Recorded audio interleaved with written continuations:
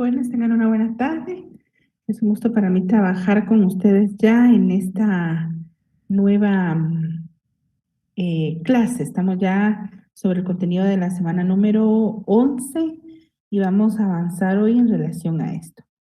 Em, Solo quiero tener información sobre el examen que tienen ustedes y quiero ver si tienen ustedes examen y cuándo es. Yo creo que a ustedes quizá ya les avisaron. Tenemos examen nosotros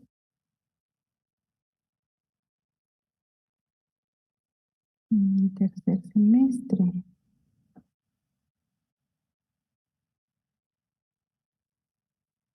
derecho penal, en el 30 de abril, es decir, que la otra semana tienen ustedes examen, ¿verdad? Entonces, la otra semana no tenemos clases y van a entrar el contenido de la semana número 7, 8, 9, 10, 11, que es la semana del día de hoy. Así que si ustedes tienen alguna duda, valdría la pena que cuando tengamos el final de nuestra clase, entonces ustedes puedan pues hacer las interrogantes o las dudas que ustedes pudieran tener hasta hasta la semana o al menos las semanas que van a entrar dentro del contenido de examen. Déjenme comparto ya con ustedes mi pantalla para iniciar a trabajar la clase.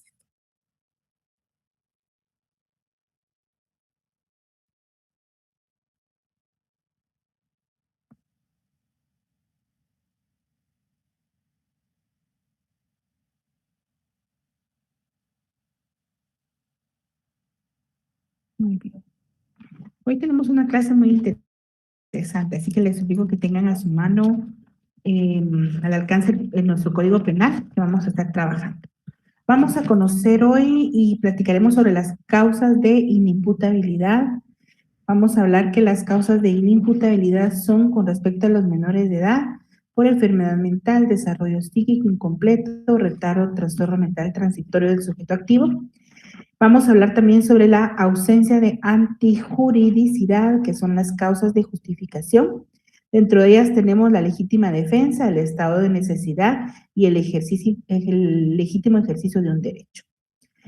También hablamos sobre las causas de inculpabilidad, que vamos a ver sobre el miedo invencible, la fuerza exterior, el error, la obediencia debida y la omisión justificada. Y vamos a terminar hablando sobre otras eximientes de responsabilidad penal o excusas absolutorias.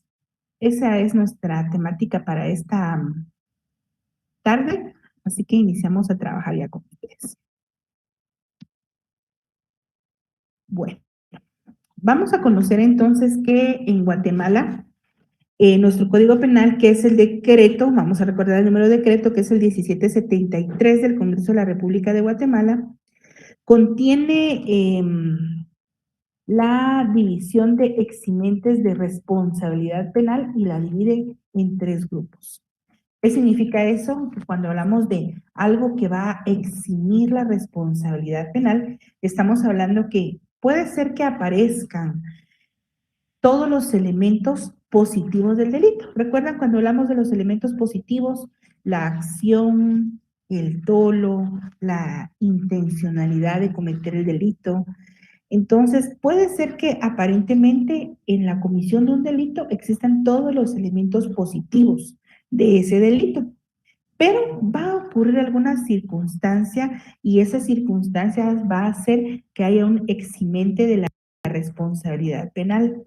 Es decir, que va a limitar que el Estado, a través de ejercer ese poder punitivo que tiene de castigar a la persona que comete el delito, entonces al momento de encontrarse frente a un eximente de responsabilidad penal, entonces se tenga que detener y no pueda proceder normalmente en la aplicación de una pena o una medida de seguridad.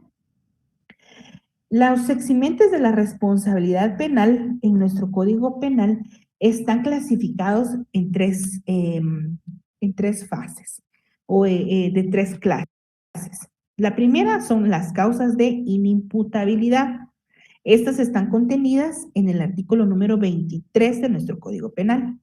Las causas de justificación que las tenemos contenidas en el artículo número 24 del Código Penal y las causas de inculpabilidad que están contenidas en el artículo número 25 de nuestro Código Penal.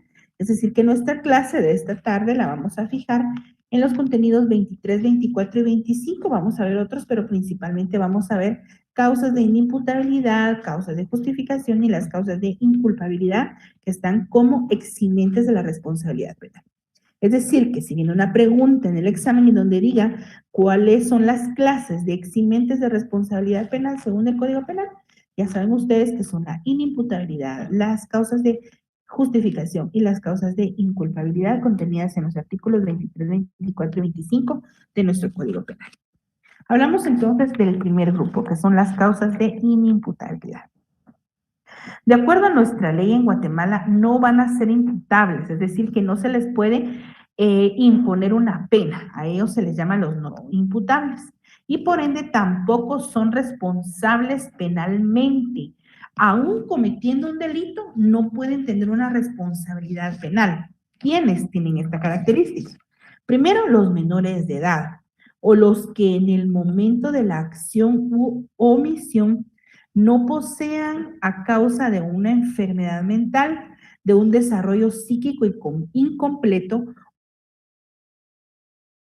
o un retardo o de trastorno mental transitorio, la capacidad de comprender el carácter ilícito del hecho que están haciendo o de determinarse de acuerdo con esta comprensión, salvo cuando el trastorno mental transitorio haya sido buscado de propósito por el agente. Es decir, que la persona sepa que, por ejemplo, cada vez que ingiere bebidas alcohólicas se pone violento y entonces ese día se pelea con, por ejemplo, con la esposa e inicia, ¿verdad?, a ingerir las bebidas alcohólicas y con la intención de poder agredirle y de tener la justificación necesaria para decir que no estaba en su estado volitivo completo al momento de propiciarle golpes o agresiones físicas a otra persona. Pero si es algo que no es de buscado de propósito, entonces según nuestra ley penal dice que son causas de inimputabilidad. Estas son las llamadas, ¿verdad?, acciones liberae in causa, o son acciones que en su causa son libres, aunque son determinadas en sus efectos. Vamos a ver, por ejemplo, en relación a esto, que los menores de edad son totalmente inimputables, es decir, que no podemos nosotros decir una persona que tenga 17 años con 362 días es una persona legalmente menor de edad. Quizás la diferencia en su psiquis no la va a ser los 3 días o 2 días que le falten para cumplir la mayoría de edad, es decir, tener ya los 18 años de edad. Sin embargo, nuestra ley penal es tan exacta que necesariamente tendría esa persona, para ser una persona imputable, tendría que haber tenido ya cumplido los 18 años de edad. El día que los cumple, si ese día comete el delito, ese día ya es una persona que es capaz de ser imputable a un delito. Sin embargo, cuando las personas, ¿verdad?, no son mayores de edad, lo que se hace es que se aplica, yo siempre les comento esto, se aplica la Ley de Protección Integral de la Niñez y Adolescencia. ¿Recuerdan que les comenté antes y se los recuerdo ahora que la Ley de Protección Integral de la Niñez y Adolescencia tiene dos procesos?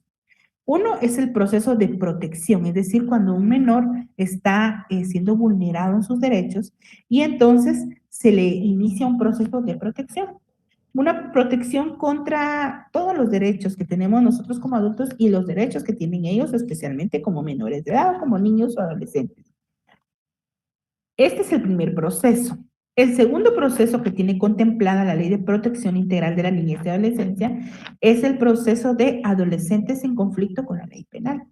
Es decir, que cuando un adolescente comete un delito o comete una falta, y como es una persona totalmente inimputable, no se le puede aplicar una pena, entonces vamos a buscar y se va a aplicar no el Código Penal o el procesal penal, las leyes normales, sino que se va a utilizar la Ley de Protección Integral de la Niñez y Adolescencia.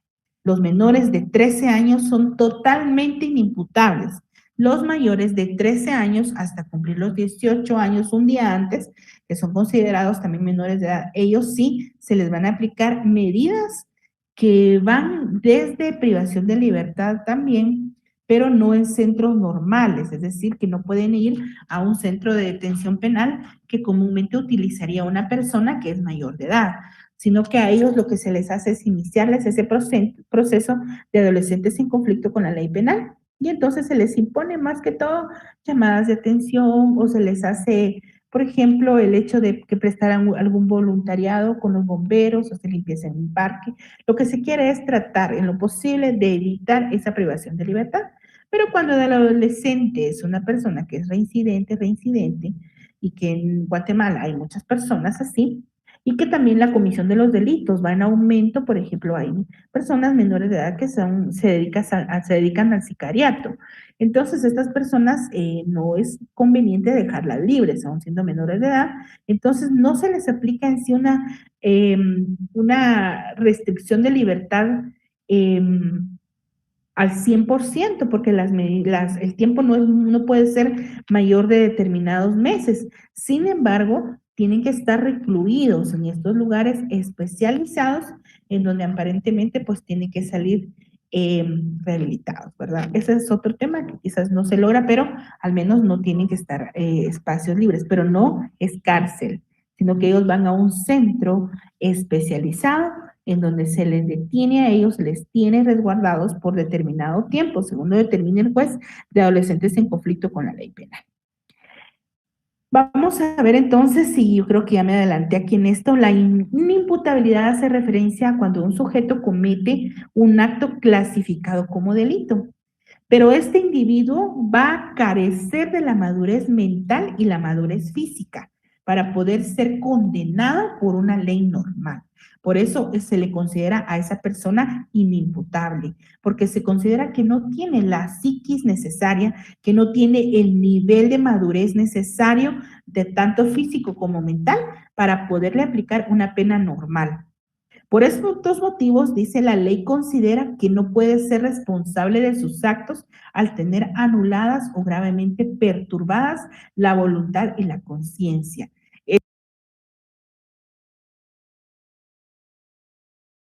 Esto lo menciona la Enciclopedia Jurídica en la versión del año 2019.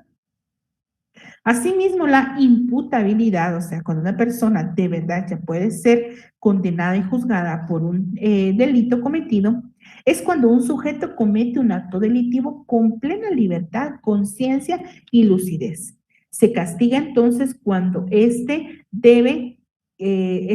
sabe que su conducta lesionará los intereses de sus semejantes. Significa entonces la imputabilidad poder atribuir a alguien las consecuencias de su obra, ya que está infringiendo una ley de tipo penal. Ahí vemos la diferencia entre la inimputabilidad, la persona no tiene la capacidad física, mental, para poder entender aparentemente la comisión de un delito, y la imputabilidad cuando la persona, contrariamente, pues tiene plena libertad y plena conciencia del hecho que está cometiendo. En una oportunidad, un padre de familia deja un rifle de cacería en la finca en donde ellos habitaban y pues lo deja cargado, lo deja listo para el disparo y entonces lo deja en un lugar no conveniente y llega un niño menor de edad de aproximadamente 6 años y entonces con el rifle, pensando que es un juguete, y viene y le dispara a otra persona, a un trabajador específicamente de la finca. Y entonces le ocasiona lamentablemente la muerte por el disparo. Este niño de 6 años es totalmente inimputable, porque la responsabilidad fue del padre, porque él no tuvo el cuidado, no tuvo el deber, no tuvo la precaución necesaria de manejar correctamente el arma en donde estuvo o el rifle, ¿verdad? De cacería. Entonces ahí hay completa inimputabilidad en relación al menor de edad y hay imputabilidad para el sujeto, quizás no por un homicidio o por un asesinato, puesto que él tampoco lo hizo, pero hay una falta de cuidado. Hay Ahí como incluso podría ser hasta un homicidio culposo, ¿verdad? Porque él sin querer causar la muerte, le causa la muerte a otra persona indirectamente. ¿Por qué? Por la falta de cuidado que tuvo con el manejo de esa arma. Entonces tenemos que tener cuidado en relación a todo esto. Vamos a ver entonces, según el artículo 23, en el título 3, y de una vez les copié yo el título que dice causas que eximen la responsabilidad penal. Tiene 3 capítulos, como los vimos anteriormente. El capítulo 1 habla de la inimputabilidad. Y el 23 dice, ¿quién no es imputable? El primero, el menor de edad. Definitivamente ahí no podemos nosotros velar eso. Tendríamos que cambiar y reformar la Constitución Política de la República de Guatemala a través de una consulta popular nacional para poder lograr que en algún momento los menores de edad sean imputables. Eso no se puede hacer. Sin embargo, las penas en relación a los adolescentes en conflicto con la ley penal o la aplicación de las sanciones, porque no son penas, sino son sanciones, entonces pues pueden ir creciendo debido a la delincuencia y al aumento, lamentablemente, de la delincuencia juvenil, menores de edad. En el numeral 2 dice quien en el momento de la acción o omisión, recuerden que hay delitos de acción y omisión, no posea a causa de una enfermedad mental, lo que nosotros normalmente les decimos que es una persona que está loca, decimos nosotros, aunque no es una palabra correcta, ¿verdad? Pero las personas que no tienen una psiquis normal, las personas que normalmente nosotros las vemos en los lugares en donde vivimos, en un parque, en un mercado, y que son personas que se quitan la ropa, se desvisten, o personas que gritan, o personas que hacen otras cosas que no son de una persona que está completamente en su capacidad mental y volitiva, entonces es una persona también que no puede entender la comisión de ese delito. ¿Qué pasa si una de estas personas comete entonces un delito? Pues es cierto que no van a tener o no van a haber un proceso penal común para que se les pueda juzgar, sin embargo, se les tiene que recluir en un lugar para su cuidado, en un lugar en donde ellos puedan observar, en donde ellos puedan pues estar directamente controlados en sus actividades.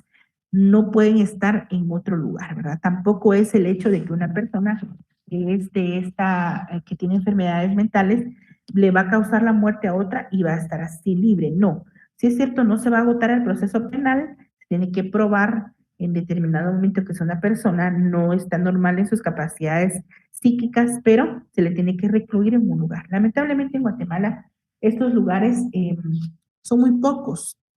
Aparte de que son muy pocos, no tienen una atención especializada. Las personas que están recluidas ahí, pues no tienen una atención importante, están totalmente descuidados.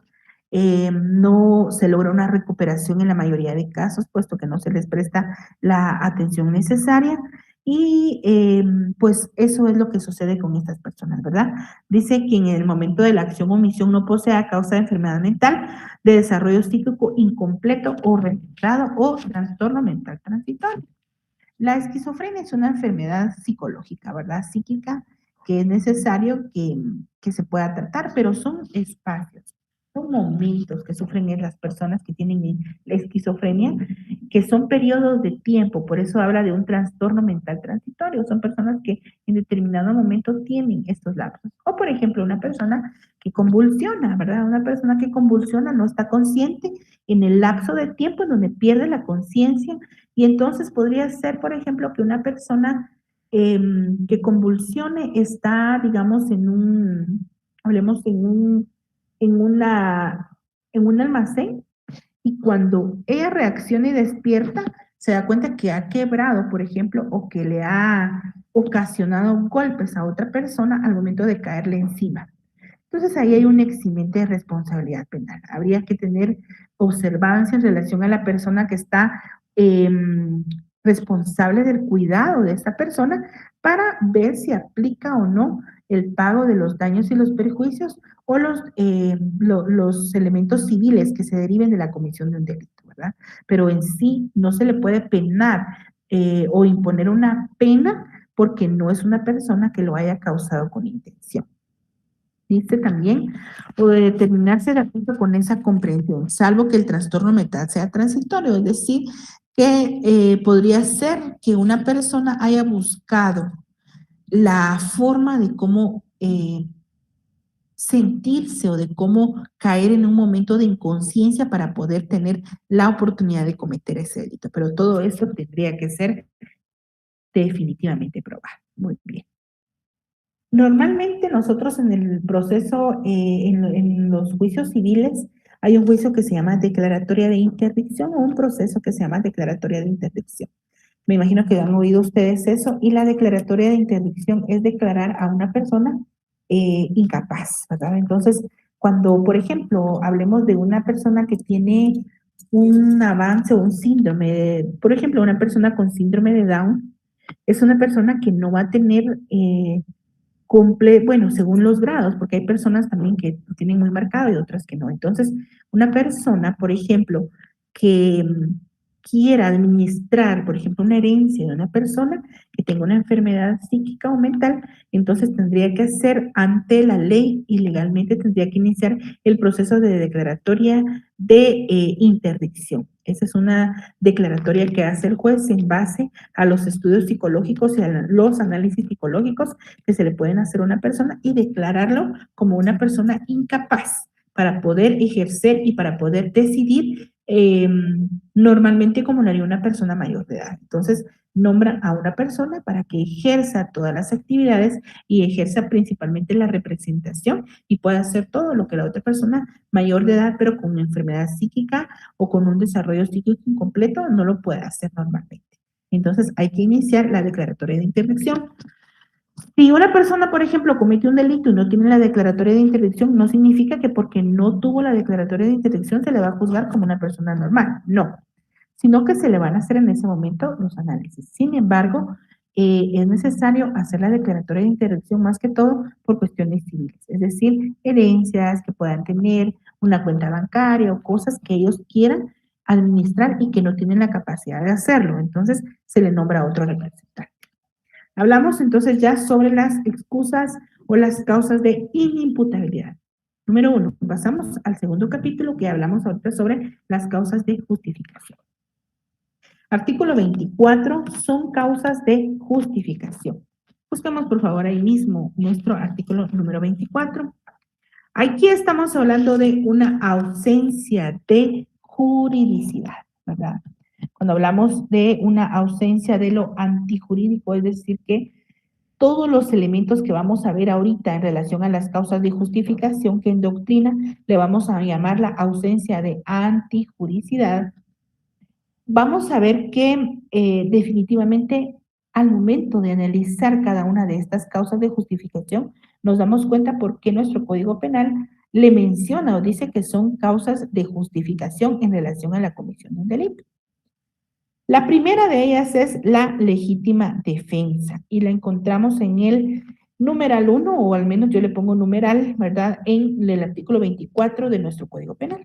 Y dice que la legítima defensa, quien obra en defensa de su persona, bienes o derechos, o en defensa de la persona, bienes o derechos de otra, siempre que concurran las circunstancias siguientes. Entonces, cuando hablamos de legítima defensa, en primer lugar es que nosotros podemos ejercer la defensa de nosotros mismos, de nuestros bienes o de nuestros derechos, o poder ejercer la defensa de otra persona, de los bienes de otra persona o los derechos de otra persona en legítima defensa ante la comisión de un delito en contra de nosotros, de nuestros bienes o de nuestros derechos, o en contra de otra persona, de los bienes de otra persona o los derechos de otra persona. Veamos que son tres cosas: la persona, los bienes y sus derechos. ¿Puedo yo actuar en legítima defensa?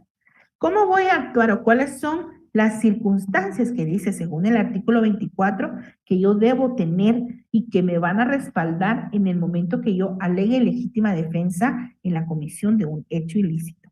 Primero, hablemos de una agresión ilegítima. La agresión ilegítima, esa es también conocida en doctrina como la legítima defensa propia. La agresión ilegítima es cuando yo siento que una persona me va a agredir. Es una agresión ilegítima. Siento que una persona va a ir en mi contra, me va a hacer algo y entonces yo tengo que actuar en legítima defensa.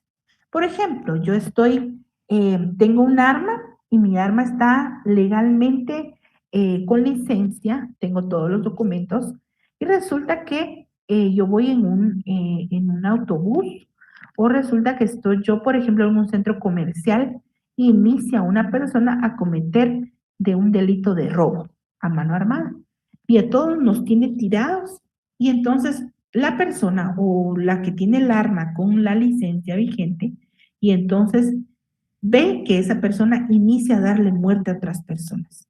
Y esa persona dice, bueno, si yo no hago algo, aquí está mi familia, aquí estamos todos, estamos corriendo peligro y yo tengo aquí el arma, la persona no sabe, yo soy hábil para manejarla y entonces yo la puedo sacar en un momento y considero que me puedo defender. Y entonces la persona saca el arma y en el piso, ¿verdad?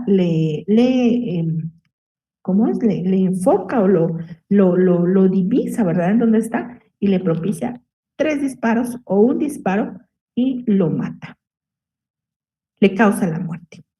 Ahí hay una legítima defensa porque hay una legítima defensa en relación a la persona mía o mi persona, también a otras personas que estaban ahí y que pudieron. Y de hecho, él ya había iniciado a causarle muerte y a propiciarle golpes quizás a otras personas. Entonces yo, en medio de las causas de justificación, en la primera, que es la legítima defensa, puedo yo, en relación a ello, agredirle a esa persona. ¿Por qué? Porque la persona a mí también me iba a asesinar o a matar, me iba a dar muerte si yo no actuaba con tiempo.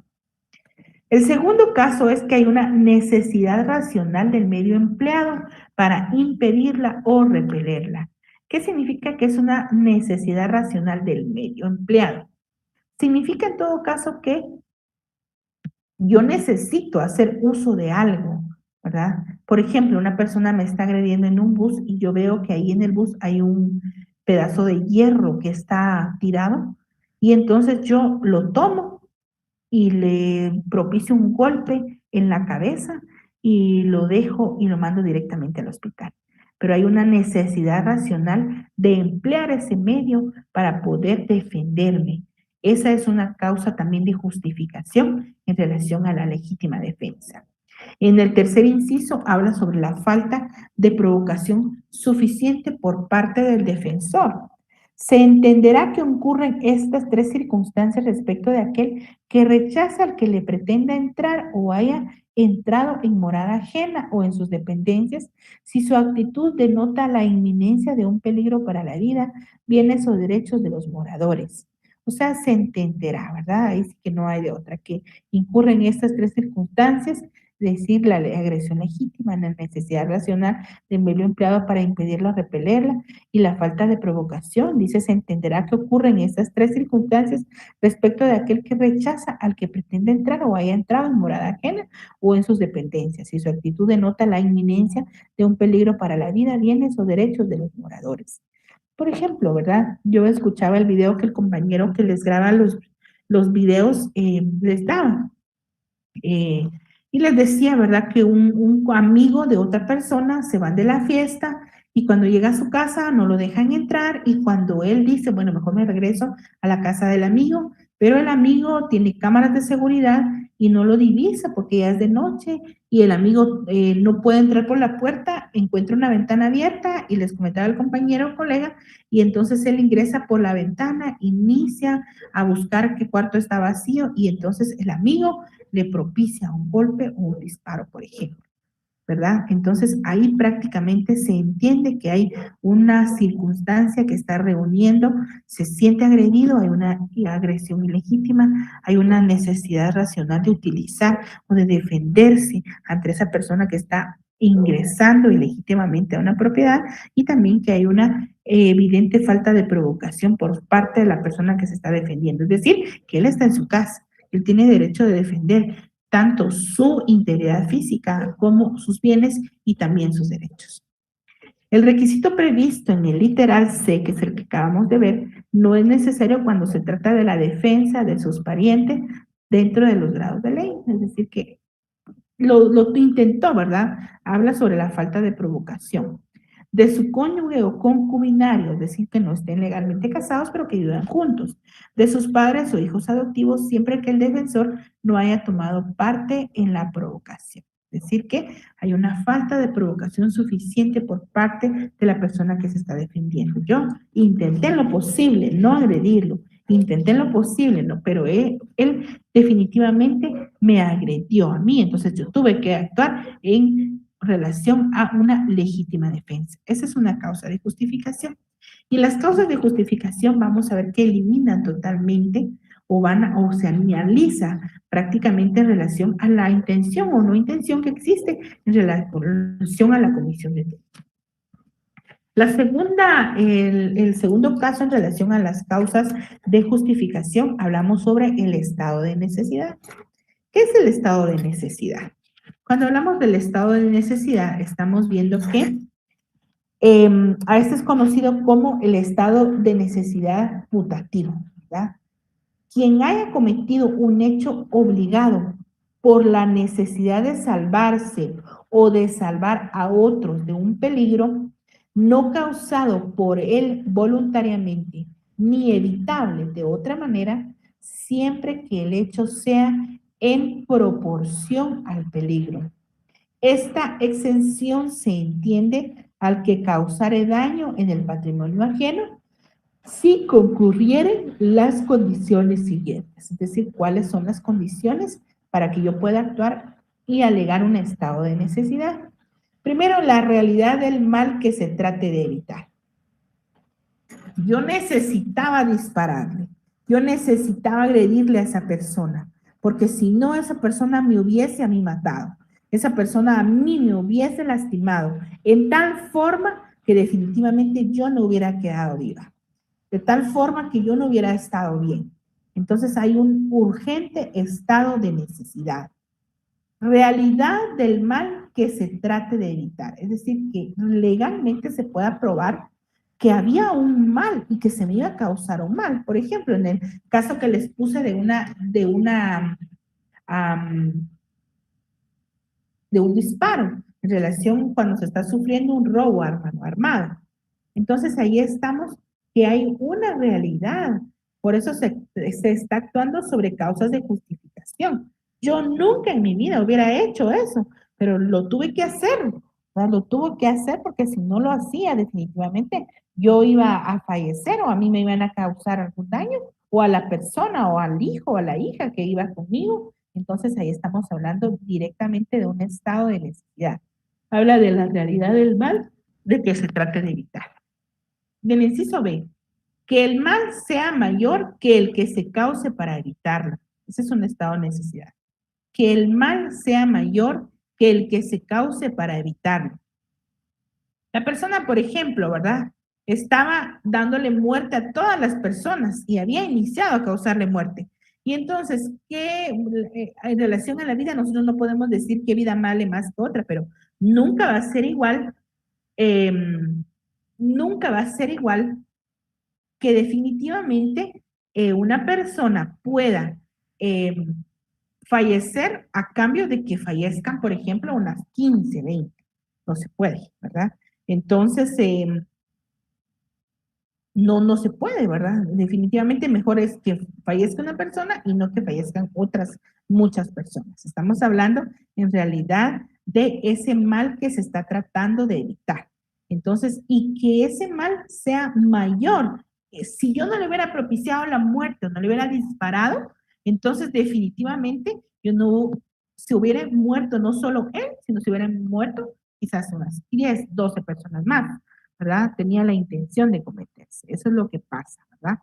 En el inciso C, que no hay otro medio practicable y menos perjudicial para impedirlo.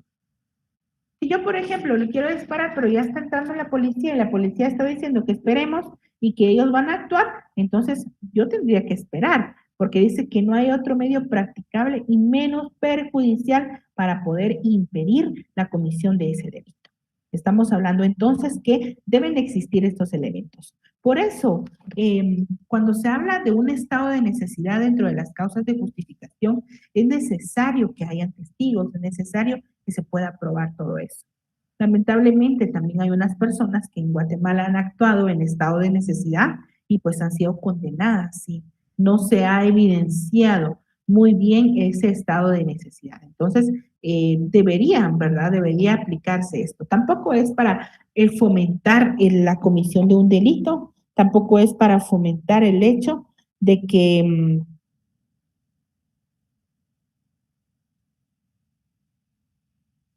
solo voy a anotar acá que me están pidiendo un dato. Muy bien.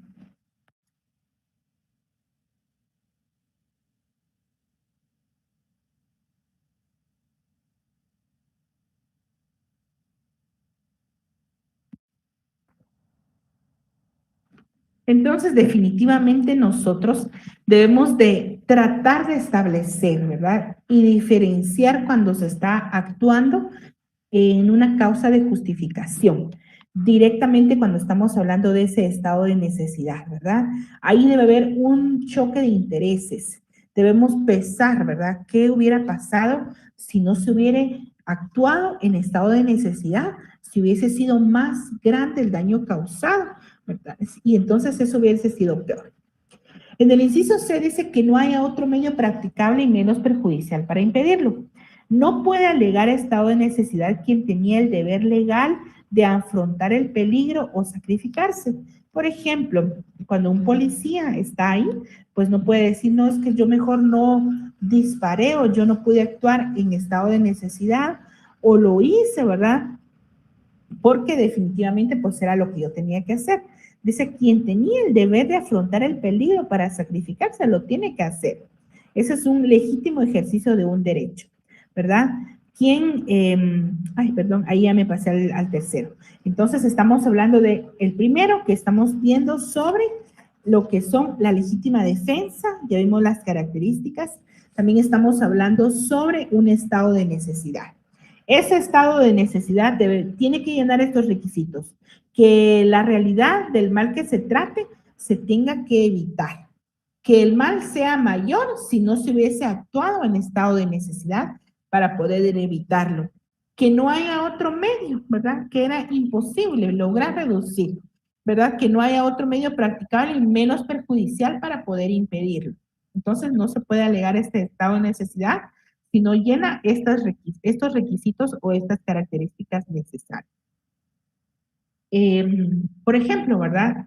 Dentro de la comisión de varios delitos que se están dando, no, nosotros por lo general ponemos siempre cuando se utilizan robos o cuando se hacen asaltos y cuando se usan armas.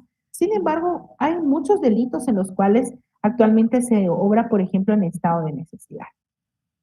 Digamos, por ejemplo, cuando se obra en relación a tratar de evitar un mal en los delitos financieros, ¿verdad? En los delitos financieros, en ciertos delitos que definitivamente pues se actúa para poder evitar unos males mayores. Entonces, no es que solo se pueden dar en esta clase de delitos, sino que el estado de necesidad se puede dar en cualquier otro. Vamos y pasamos al siguiente, que estamos hablando sobre ahora el legítimo ejercicio de un derecho. Legítimo ejercicio de un derecho. Dice, quien ejecuta un acto ordenado o permitido por la ley. Aquí estamos hablando de la tercera del tercer elemento, ¿verdad? En relación a las causas de justificación. El tercer elemento son el legítimo ejercicio de un derecho. ¿Qué es el legítimo ejercicio de un derecho? Dice el artículo número 24, siempre ya en el último párrafo, quien ejecuta un acto ordenado o permitido por la ley, en ejercicio legítimo del cargo público que desempeña, por ejemplo, un policía, de la profesión a que se dedica, de la autoridad que ejerce o de la ayuda que preste a la justicia. Ahí estamos hablando sobre el legítimo ejercicio de un derecho. El claro ejemplo en relación al legítimo ejercicio de un derecho es un policía cuando le causa muerte a un delincuente.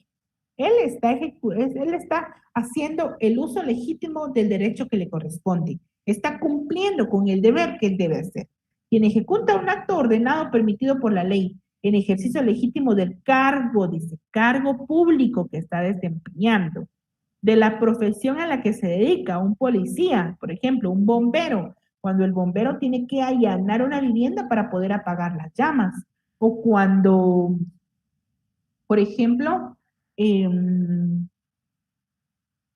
médico tiene que salvarle la vida a una madre de familia y para eso representa que tenga que descuidar quizás al niño que está naciendo. ¿Por qué? Porque es el legítimo del cargo que desempeña, de la profesión. Cuando hablamos de un cargo público, estamos hablando, por ejemplo, de un policía.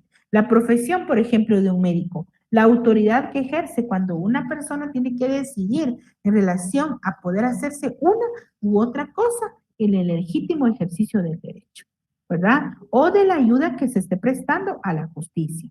Ahí estamos hablando de el tercer elemento sobre las causas de justificación. ¿Qué es el legítimo ejercicio de un derecho? En este aspecto debe existir la legitimidad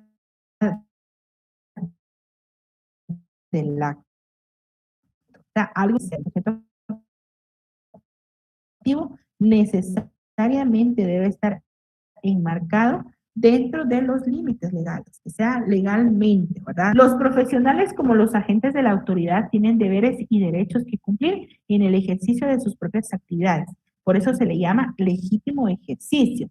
Y cuando como consecuencia de ella se lesiona o se pone en peligro un bien jurídico tutelado, entonces aparece el legítimo ejercicio de un derecho como la eximente de una responsabilidad penal. Recuerden que estamos hablando de los eximentes de la responsabilidad penal, que es lo que elimina el hecho de que se le pueda castigar a una persona ante la comisión de determinado delito.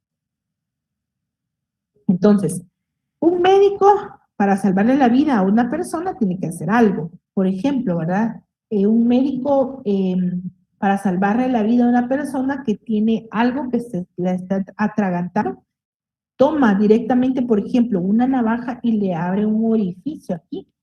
Eso es totalmente, nadie lo puede hacer si no es una persona profesional. Y le coloca, ¿verdad? Yo supe una historia en relación a que le coloca aquí incluso un como casquito donde viene adentro la mina de lapicero y entonces le inicia ahí para que la persona se pudiera salvar la vida. Entonces ahí está haciendo el legítimo ejercicio del derecho. ¿Por qué? Porque es algo que lo tendría que hacer para poder salvar la vida.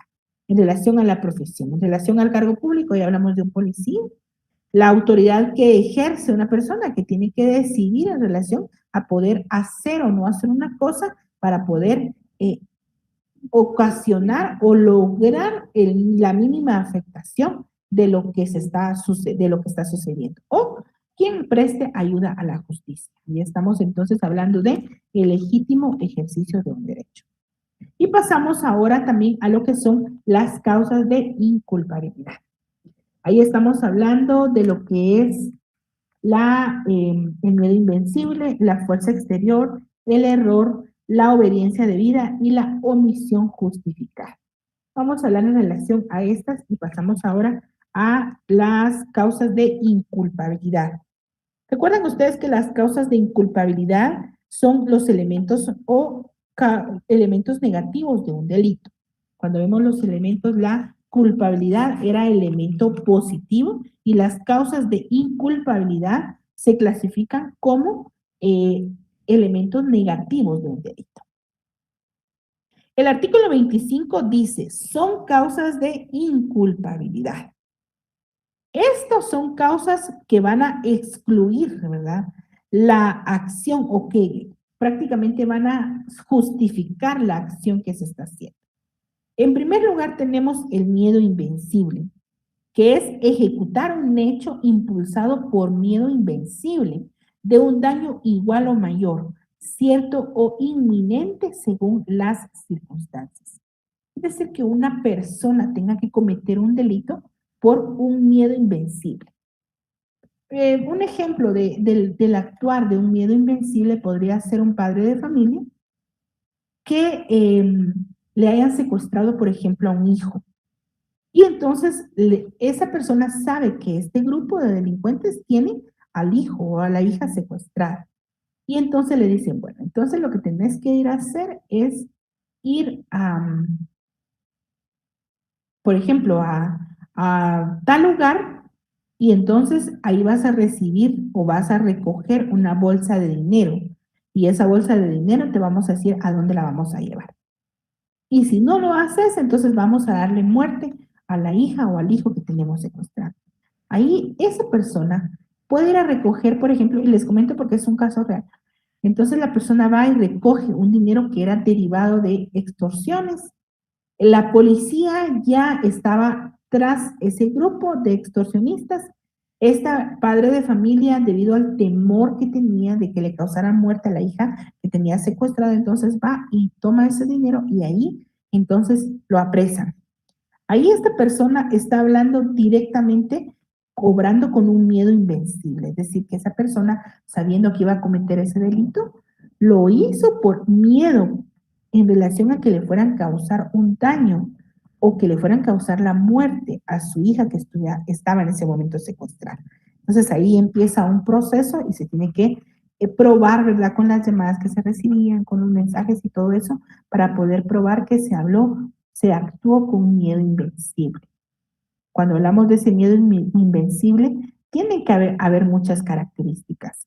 No tiene que decir o no va a ser posible que una persona diga que actuó bajo el miedo invencible, pero no haya justificado el hecho de a qué le tenía miedo, cuál era el factor al cual estaba aferrado el miedo, ¿verdad? Que está justificando. Entonces tiene que existir un miedo invencible. El segundo de ellos habla sobre la fuerza exterior. La fuerza exterior es ejecutar el hecho violentado por fuerza material exterior, irresistible, directamente empleada sobre él. La fuerza exterior es en sí ejecutar cualquier actividad, ¿verdad? Pero de una forma violenta, con fuerza, dice acá, material exterior irresistible, directamente empleada ¿para qué? Para que se considere que es una causa de inculpabilidad. Yo no lo hubiera hecho, yo no lo tenía que hacer. Sin embargo, ¿verdad? Para defenderme, tuve que utilizar la fuerza para poder evitar o para que yo no hubiera seguido siendo violentada. Ahí estamos hablando de un hecho de una fuerza exterior. El tercero, que habla sobre el error. Ese error es llamado también error de hecho, o el que analizamos hace unas semanas o la semana anterior, que habla sobre lo que es el aberratio ictus, ¿verdad? Es la defensa, la llamada defensa legítima putativa. ¿Qué es el error entonces? Es ejecutar el hecho en la creencia racional de que existe una agresión ilegítima contra mi persona, siempre que la reacción sea en proporción al riesgo supuesto. ¿Qué significa entonces esto? Tener yo la creencia racional de que va a existir una agresión a mi persona. Entonces yo voy a actuar por error, pensando que se me va a ocasionar a mí una agresión, ¿verdad? Yo les ponía un ejemplo en relación a este error, porque ya hablábamos del error hace la semana pasada, y les comentaba yo, por ejemplo, que cuando hablábamos del error, una persona sale de noche a trabajar y siempre ve que una persona lo persigue y dice, bueno, hoy me voy a llevar un arma o me voy a llevar, por ejemplo, una navaja que tengo y entonces yo me voy a tener que defender. Y resulta que ese día, cuando sale del trabajo y camina por la misma calle de siempre, ve que esta persona ahora ya no se queda apartada, sino que esa persona se le va acercando. Y entonces cuando está muy cerca, viene, saca el arma blanca, la navaja, y le agrede, le provoca una agresión. Ahí está hablando, obrando con una causa de inculpabilidad por error. ¿Por qué? Porque la persona pensaba que esa persona le iba a agredir y cuando se da cuenta es un vecino que cuando la reconoce decide alcanzarla para caminar juntos el espacio que les faltaba. Entonces ahí estamos hablando que hay un error, ejecutar el hecho en la creencia racional de que existe una agresión ilegítima contra la persona. Siempre hablas que la reacción sea en proporción al riesgo. Es decir, que no voy a llevar yo, por ejemplo, un arma de fuego cuando la persona ni siquiera se me acercó y de lejos yo le disparo, cuando la persona ni siquiera me había eh, hecho algo para que yo supusiera, sino únicamente estaba la presencia conmigo, pero no me había ni hablado ni hecho nada para que yo tuviera que actuar de esa forma. Ahí estamos en relación a lo que es el error. Hablamos ahora sobre la obediencia debida y esta es muy importante entenderla. La obediencia debida dice que es ejecutar el hecho en virtud de obediencia debida, sin perjuicio de la responsabilidad correspondiente a quien lo haya ordenado. Entonces, es hacer, prácticamente es obedecer una orden, obedecer lo que otra persona dice. Dice sin perjuicio de la responsabilidad correspondiente a quien lo haya ordenado. La obediencia se considera debida cuando reúna las siguientes condiciones. Primero, que haya una subordinación jerárquica entre quien ordena y quien ejecuta el acto. Hay una subordinación jerárquica. Por ejemplo, esto sucede, por ejemplo, en algún momento, bueno, no les quisiera poner ese ejemplo, pero bueno, lo vamos a poner.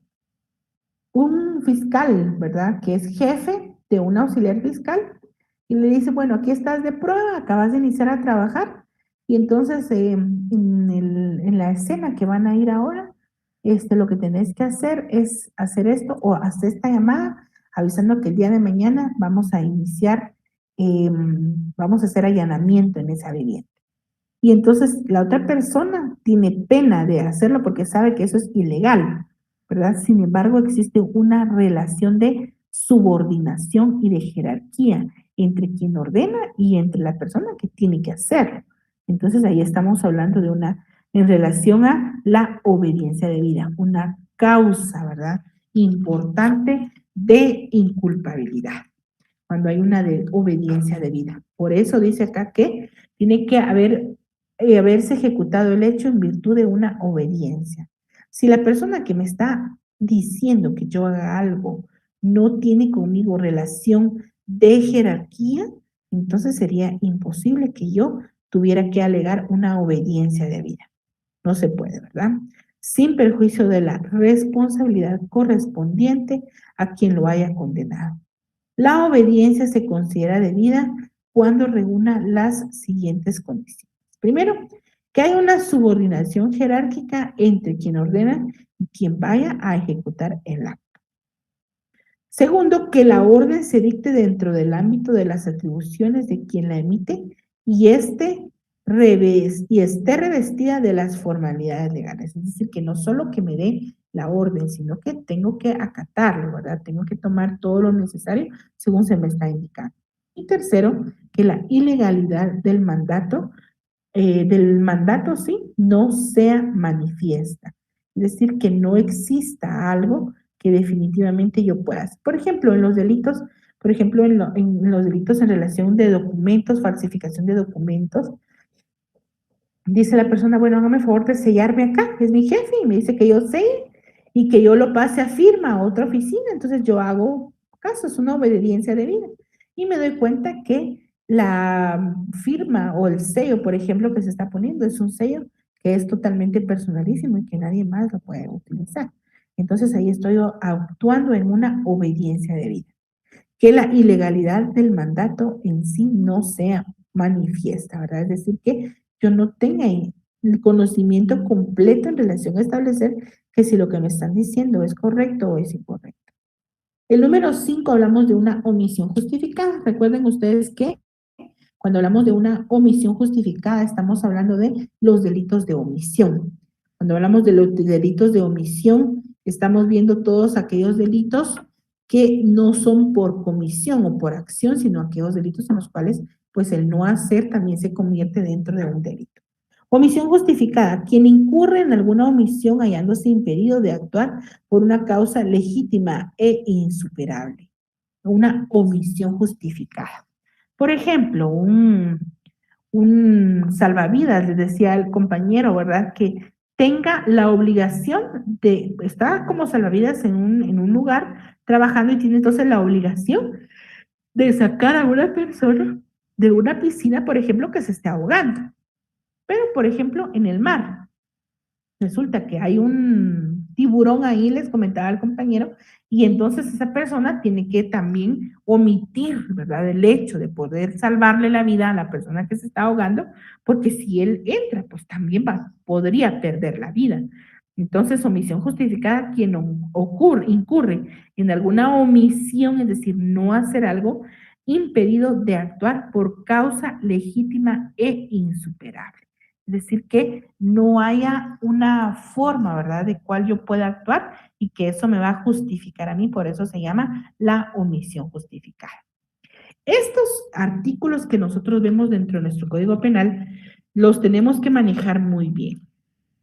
Tenemos que conocerlos, tenemos que entenderlos, tenemos que hacer un manejo muy bueno en relación a cada uno de estos, porque al momento de nosotros actuar como abogados litigantes, tenemos que hacer uso de estas causas. Imagínense ustedes que lográramos nosotros calificar un delito con uno de nuestros clientes como una obediencia debida o le ingresamos cualquiera de las causas de justificación o la misma obediencia debida. Entonces, definitivamente hay que manejarlas mucho, hay que tener en cuenta todos los elementos. Yo siempre he dicho una cosa, que lo que el derecho penal debe castigar en sí es el hecho de haber cometido el delito de forma voluntaria, de forma intencional y con el dolo necesario.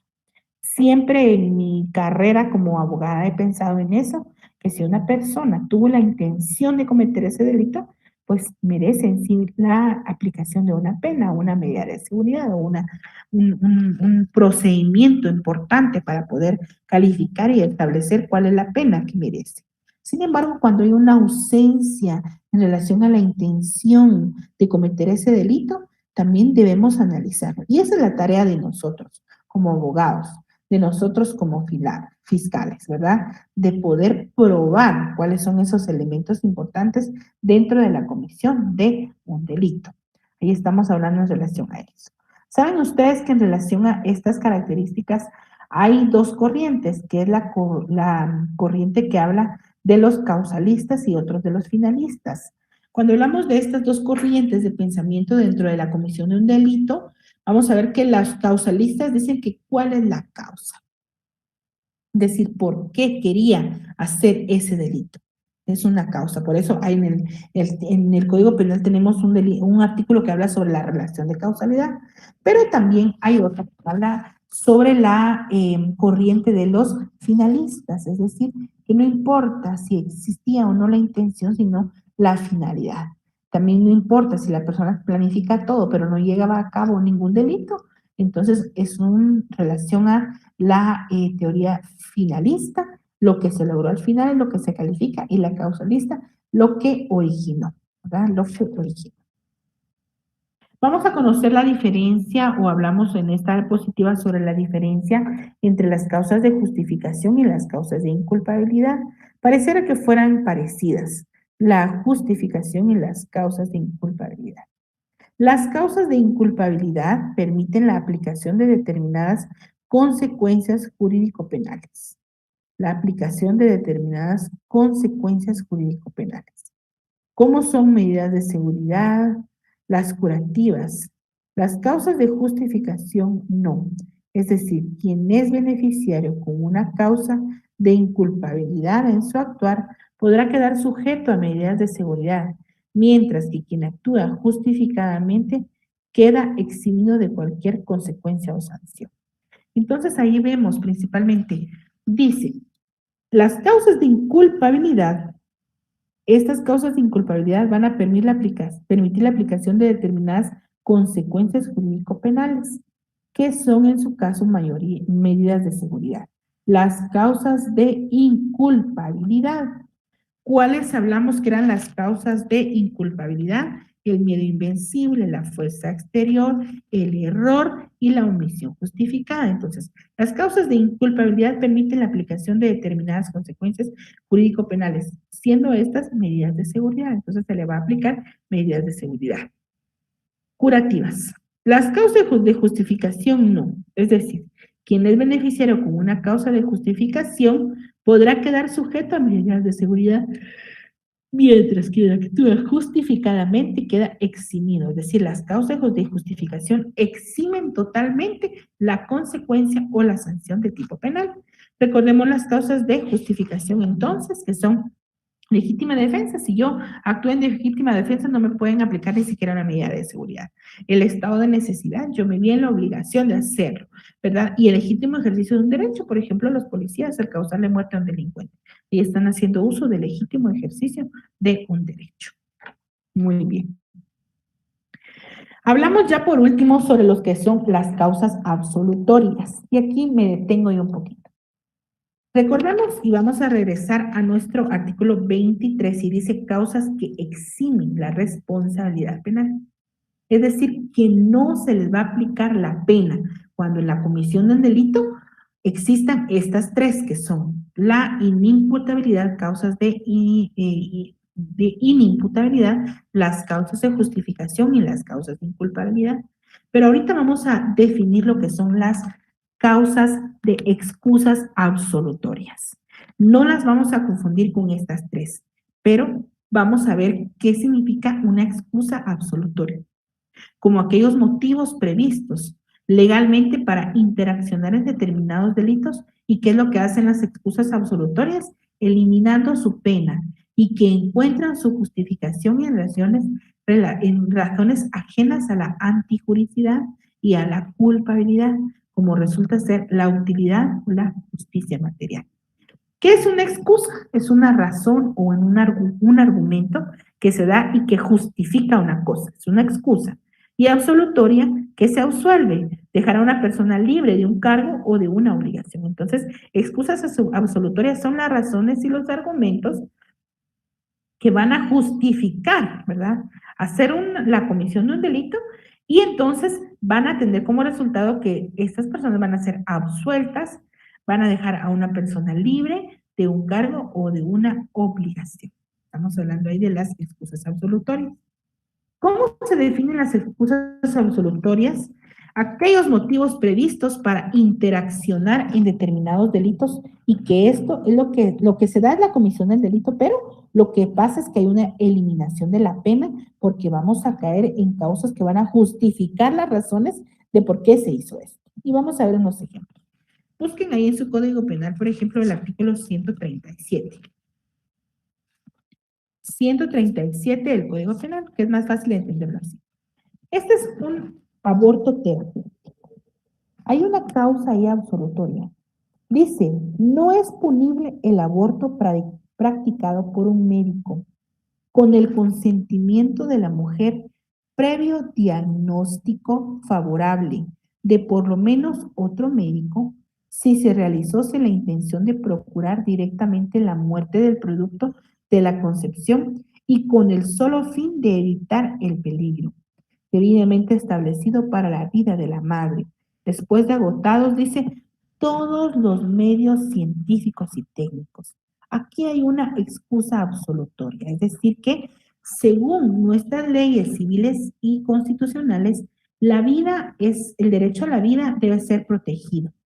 Dice la Constitución que se garantiza la vida desde la concepción y el Código Civil dice que pues tiene una teoría ecléctica, ¿verdad? Que dice que tiene que desde la concepción, pero se considera vivo, al que ha tenido esas condiciones de viabilidad, ¿verdad?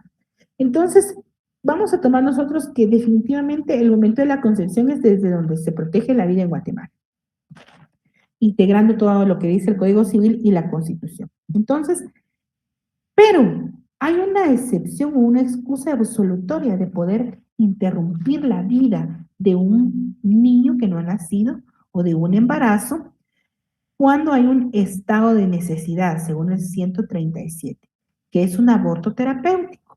Es decir, que no se le va a castigar al médico ni a la madre, ¿verdad? Por eso dice, no es punible el aborto practicado directamente por el médico con el consentimiento de la mujer previo diagnóstico favorable de por lo menos otro médico. Es decir, que diga al médico, el grupo de médicos que digan que no va a vivir la persona si no se interrumpe la vida del feto. Y eso se da todos los días en Guatemala y son terapéuticos, no hablemos de los que son ya como delito. Entonces se le tiene que solicitar el consentimiento a la madre y no se le va a aplicar ninguna sanción al médico. ¿Por qué? Porque se está considerando y viendo qué es lo que menor o lo que va a ayudar, ¿verdad? Veamos en el artículo 153 de nuestro Código Penal, ahí adelante. Y habla de otro eximente. Y ahí de una vez dice el 153 eximente. Esto se da, por ejemplo, en un deporte violento, por ejemplo, en un boxeo de ese, como es el nuevo deporte, este kickboxing, ¿verdad? Que definitivamente las personas pueden salir heridas, incluso muertas, ¿verdad? Pero hay una excusa ahí, una eximente. Dice, quien en deportes violentos debidamente autorizados por la autoridad, que tengan por finalidad el acometimiento personal sin infracción de las reglas o indicaciones respectivas, causara lesiones a su contrincante, no incurre en responsabilidad penal.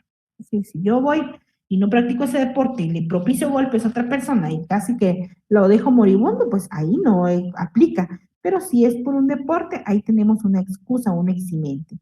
Tampoco incurre en responsabilidad penal quien en ejercicio de un deporte debidamente autorizado, sin infracción de las reglas o indicaciones del caso y sin propósito, causar un resultado dañoso. Este es el artículo 153. Vamos con el artículo 160. Dice, veracidad de la imputación. Dice, en el caso del artículo anterior que habla sobre la calumnia, el acusado de calumnia quedará exento de toda responsabilidad penal probando la veracidad de la imputación. ¿Qué es la calumnia? Según el 159 dice, es calumnia la falsa imputación de un delito de los que dan lugar al procedimiento de oficio. Lugar al procedimiento de oficio. ¿Qué es una calumnia entonces? Decir, no, nosotros normalmente decimos, es que me está calumniando, pero dice, una persona abusiva, grosera, eso no es calumnia, porque no me está acusando de un delito. Dice el 159, es calumnia la falsa imputación de un delito. Que diga, esa es ladrona, esa ¿qué es? Es ladrona, es asesina, eso es la imputación de un delito. Entonces, si me está haciendo eso, eso sí es una calumnia, ¿verdad? Y dice, en el 160, dice, en el caso del artículo anterior, o sea, quien me está imputando falsamente de un delito, el acusado de calumnia va a quedar exento de toda responsabilidad penal probando la veracidad de la imputación. Es decir, que tendría que salir la persona condenada para que esa persona entienda, ¿verdad? Y sepa que sí, y pueda hacer, ahí sí que se le puede eliminar y se le pueda quitar, o sea, exento de la veracidad, cuando hay una veracidad en la imputación. Vamos con el artículo 166. Vean cómo dice el 166. Excepciones. No incurre en el delito de calumnia, injuria o difamación, siempre que no haya obrado por interés o con ánimo de prejuzgar. ¿Quién no comete? Quien manifestare técnicamente su parecer sobre alguna producción literaria, artística o científica. Es decir, que yo puedo decir, ¿verdad? Una opinión que puedo emitir en relación a una obra, a una producción, a un documento, ¿verdad? Entonces ahí no hay, en sí no hay una calumnia. Y número dos, quien por razón de cometido expresare a su juicio sobre la capacidad de instrucción, actitud o conducta de otra persona. Ahí sería el caso de las excepciones en relación a la comisión de este delito. Veamos el 168 en su tercer párrafo. Habla sobre la cesación del procedimiento. Esta disposición no es aplicable cuando la imputación ha sido dirigida contra un funcionario público. Veamos qué dice el 168. Cesará la tramitación de un proceso por calumnia, injuria o difamación si el acusado se retractara públicamente. Ahí termina, ¿verdad? Si tratándose de calumnia o injuria encubiertas o equívocas, el acusado diera explicaciones satisfactorias, es decir, que diga por qué motivo lo estaba diciendo. Pero esta disposición no va a ser aplicable cuando la imputación ha sido dirigida contra un funcionario público, es decir, que no puede retractarse, ¿verdad? No puede decir que no. Incluso ellos, pues, ¿quién no habla de ellos? Y pues no se considera delito debido al cargo que tiene. Vamos con el 172. Otro ejemplo es la extinción de la pena. El perdón de la parte ofendida extingue la responsabilidad penal o la pena en los delitos de calumnia, de injuria y difamación contra los particulares. Es decir, quien me está calumniando a mí, o quien comete injuria o quien hace una difamación, si yo lo perdono, Entonces, ahí se extingue esa responsabilidad, ¿verdad? ¿Cuál es la diferencia entre una calumnia? La calumnia es la falsa imputación de un delito. La injuria es expresión o acción ejecutada en deshonra, descrédito, menosprecio de otra persona. Ahí ya no es un delito, sino, ay, es una persona abusiva o es una persona grosera, es una persona que hace malas, ese es un menoscabo, es desprecio, ¿verdad? Y la difamación, que es ya publicarlo, ¿verdad? Hay delito de difamación cuando las imputaciones constitutivas, ya sea por calumnia o por injuria, se hicieran en forma o por medio de divulgación. Por ejemplo, ahora con las famosas redes sociales, ¿verdad? Ahí hay difamación porque se utiliza y se comparte para que muchas personas tengan información de esto, ¿verdad? Vamos a ver la de difamación, hay delito de difamación. Entonces, ahí estamos entendiendo unos ejemplos fáciles de causas absolutorias. Vamos a ver todavía el artículo 208 de nuestro Código Penal. Veamos cómo habla el 208.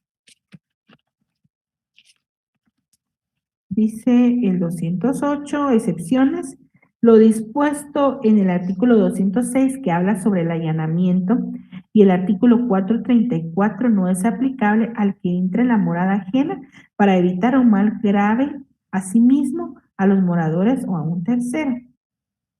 Para evitar, por ejemplo, que se termine de consumir con el fuego una vivienda, entonces un bombero puede entrar. Ahí hay una excepción.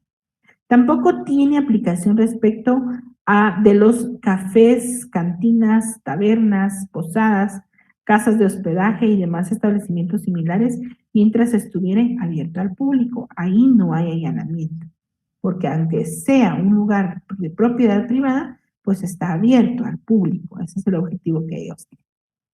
Y ahí tenemos varios ejemplos de excusas absolutorias. Entonces, las excusas absolutorias es cuando se comete un delito, pero dentro de nuestros cuerpos legales existe una excepción, algo que absuelve a una persona, que provoca una excusa absolutoria, ¿verdad? En relación a la comisión de ese delito. Bueno. Vamos en relación a conocer cuáles son las preguntas para esta semana, quién tiene por excusas absolutorias, cuáles son las causas de justificación según el Código Penal, cuáles son las causas de inculpabilidad según el Código Penal, quiénes son inimputables totalmente en Guatemala y qué es la omisión justificada. Muy bien, regreso con ustedes, compañeros, para ver si ustedes tienen una duda en estos minutos que nos restan de la clase del día de hoy.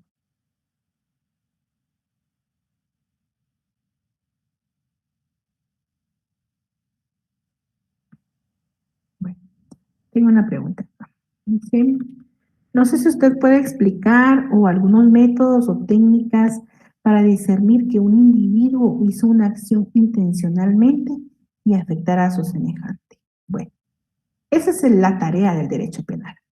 Esa es la tarea del abogado litigante, es la tarea del fiscal, es la tarea que tiene el juez de entender el por qué se hizo, cómo se cometió, cuáles fueron los elementos que participó o que estuvieron presentes en la comisión de determinado delito. No le puedo dar yo a usted definitivamente un procedimiento de cómo saber cuando una persona hace algo con intención o no. Sin embargo, hay cosas que son muy sencillas, ¿verdad?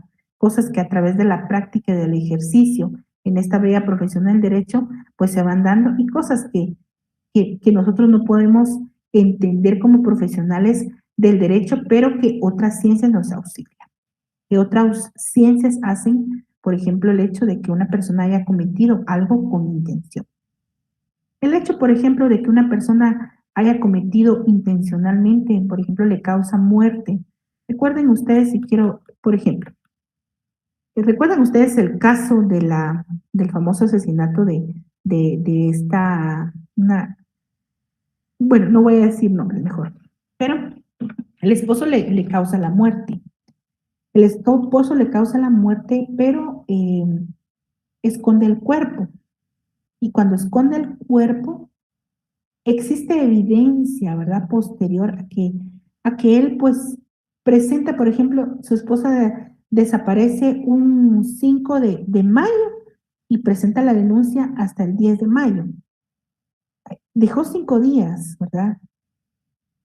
Hay evidencia de que él estuvo comprando, por ejemplo, ácidos para que son capaces de deshacer cuerpos o de provocar un incendio. Ahí hay cosas o acciones que vemos nosotros que son intencionales. Es decir, una persona, ¿qué hace una persona en una habitación con un arma de fuego?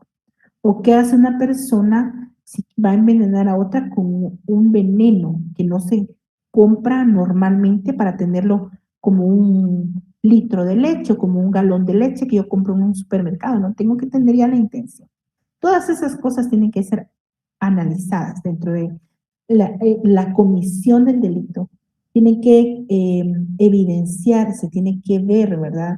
Por ejemplo, hay personas que conocen mucho de medicina y que le han, por ejemplo, puesto una inyección a una persona para causarle la muerte en un lugar en donde es poco previsible conocer, ¿verdad? Y que es casi imposible entender por qué falleció la persona. Entonces, no le puedo decir cuál es el método de la técnica para saber si un individuo hace algo con intención, porque son muchos y todos los casos son distintos.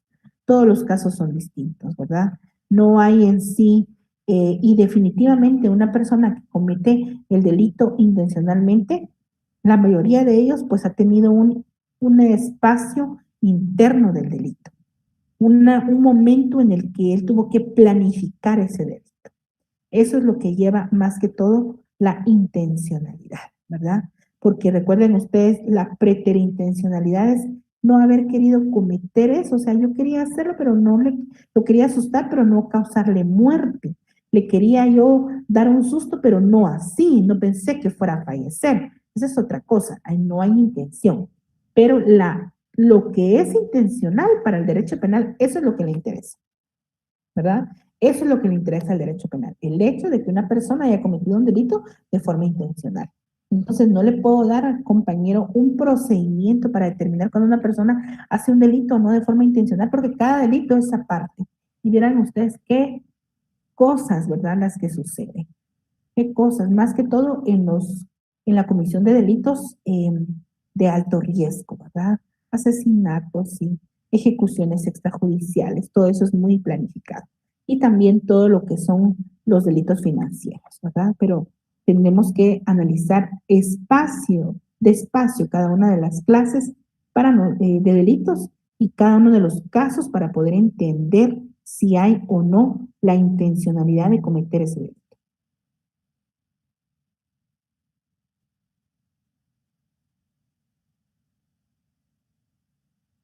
Bueno, esta es una pregunta muy importante. Lamentablemente en Guatemala esto se da mucho. Buenas tardes, dice, perdón, y cuando el hecho ocurre por una mala práctica en el caso de la medicina y muere el paciente, ¿sería un caso de error en causa de incumplimiento? No, ahí hay una evidente, prácticamente un delito, eh, si no intencional, pero recuerden ustedes que los grados en relación a la comisión del delito también se tiene que ver y se castiga la falta de deber de cuidado, ¿verdad? La falta de deber de cuidado. Para cuestiones médicas, lamentablemente en Guatemala no es como en otros países. En otros países las malas prácticas médicas se indemnizan con millones de dólares, con una cantidad exagerada de dinero, puesto que es la vida, la salud de una persona. Lamentablemente en Guatemala todos los días se dan malas prácticas médicas, hay una falta de deber de cuidado.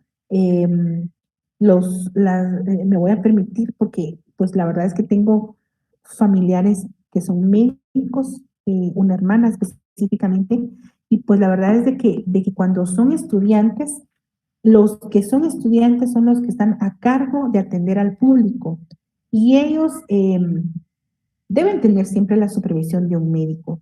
Sin embargo, cuando están sacando una especialidad y todo, pues como que hay una evidente falta de cuidado de los médicos, quizás cuando son a veces residentes o de las personas que están a cargo de ciertos estudiantes hablo de los hospitales nacionales en sí, y pues ellos cubren todas estas cosas que pasan dentro de los hospitales. ¿Quién, por ejemplo, ha escuchado que haya avanzado una denuncia por una mala práctica médica en Guatemala? Lamentablemente todos se cubren entre ellos mismos y esto se está aumentando y por eso es de que actualmente hay reformas dentro del Congreso de la República para sancionar esas malas prácticas médicas, ¿verdad? Lamentablemente nosotros, por eso dice, ¿verdad? Un dicho que los errores de los abogados están en las cárceles y los errores de los médicos están en los cementerios. Y lamentablemente así pasa. Si nosotros no hacemos un buen trabajo, la persona puede quedar, por un delito tan simple, puede quedar detenida. Y también cuando un médico no hace un trabajo, quizás que no sea muy complicado, pero no lo hace bien, está jugando con la vida de una persona. Entonces, nosotros que tomamos todo eso, porque imagínense, por ejemplo, una profesión de un contador, si se equivoca, vuelve y hace la planilla, la rompe, la tira y vuelve a hacer su trabajo. Pero un médico, ¿qué va a hacer si se equivocó? ¿Qué va a hacer? Por ejemplo, yo tuve el acompañamiento dentro de un proceso en donde, no recuerdo ahorita el medicamento, pero eh, venía la ampolla completa y esa ampolla se tendría que dividir para 20 dosis, pero la enfermera por no conocer o desconocer, ¿verdad? Le aplica un promedio de como para 5 dosis juntas, le aplica en el brazo de una persona y el brazo prácticamente lo perdió, ¿verdad? Ese fue en un centro de salud. Y entonces, ¿qué pasa ahí, verdad? ¿Qué es lo que pasa? Porque se puede probar, pero desaparecieron las hojas en donde él llegó en ese momento a la visita. eh, la enfermera, no hay una persona que sea encargada de verificar esos medicamentos. Aparentemente todos, no aparecía nadie. Ella pues decía que no lo había practicado, que en dónde estaba, que había sido eso. Entonces son cosas que suceden. Lamentablemente ahí muchas negligencias médicas se van a quedar eh, castigadas injustamente si es que se logra algún castigo, pero en la mayoría de casos pues no avanzan estos procesos lamentablemente, pero ahí no hay en sí, en la práctica, en la mala práctica de medicina no podemos decir que hay una causa de justificación, no, error en causa de incumplimiento, no, porque podría haber un error en una causa de cumplimiento de su deber si la persona le aplicó normalmente, ¿verdad? Y le dijo, mire, usted no es alérgico a la penicilina, y él dijo, no, no soy, y había que ponerle una y le ocasionó, por ejemplo, la muerte. Entonces ahí sí hay una causa de incumplimiento por ejercicio de la profesión, ¿verdad? Pero no opera en sí cuando tenemos que avanzar en relación a los procesos penales. Lamentablemente eso es así. Miren, todas estas causas hay que probarlas, hay que probarlas. Es necesario y urgente probarlas. No podemos solo alegarlas, sino recuerden ustedes que todo se tiene que probar. Dice, ¿cuál sería el orden en fundamento legal para tipificar un delito? Ejemplo, ¿cuál va primero? Constitución, códigos, decretos. Ah, muy bien. Para tipificar un delito, la Constitución en primer lugar no tiene tipificados delitos. En la Constitución usted no va a encontrar ningún delito. Lee toda la Constitución y no hay ningún delito. Ahí solo hay partes de la Constitución, que es la parte general, la parte dogmática y la parte práctica de la Constitución, ¿verdad? No hay parte de delitos. Entonces, para tipificar un delito, tiene que buscar usted el cuerpo legal en donde está el delito. Por ejemplo, el asesinato, ¿en dónde está regulado? En el Código Penal. Delitos contra la salud, vamos a buscar en el Código de Salud, aparte, o los que están aquí también en el Código Penal. El femicidio, por ejemplo, ¿en dónde está tipificado? En el Código Penal no lo vamos a encontrar. Tiene que ir usted a la ley contra el femicidio y otras formas de violencia contra la mujer, ¿verdad? La trata de personas, va a ir a buscar usted su delito en la ley contra la trata de personas. Entonces, el orden para tipificar un delito, no hay un orden porque solo hay una tipificación. El asesinato solo está en un artículo, en todo el ordenamiento jurídico. No puede estar un asesinato aquí, otro asesinato aquí, otro. No, es solo un cuerpo legal. que tipifica el delito, ¿verdad? Y generalmente cuando sale un nuevo cuerpo legal y el otro tenía un delito y se está modificando el contenido de esa conducta penal, queda derogado el otro. Entonces, no hay un orden porque el delito está tipificado en un cuerpo legal, en el Código Penal o en las leyes penales que contienen tipificación de delitos. La Constitución no tiene ningún delito tipificado, ¿verdad? El código, pues el código es porque anteriormente no había Congreso de la República de Guatemala y entonces se crearon los códigos y los decretos porque actualmente ya hay Congreso de la República y ellos ya no emiten códigos, sino que emiten decretos, porque los códigos se llaman códigos porque se utilizó el método de codificación, es decir, habían delitos regados en todo, se unen todos y se forma un código, por eso se llama método de codificación y se llama un código, ¿verdad? Pero los decretos son ahora todos los que emanan del Congreso de la República de Guatemala. Muy bien, compañeros. Entonces, quedamos ahí para nuestra clase de esta semana. Nos vemos dentro de 15 días para nuestra clase de la semana número 13. Semana 12 no hay porque es examen. Que tengan ustedes una muy buena tarde y nos vemos dentro de 15 días.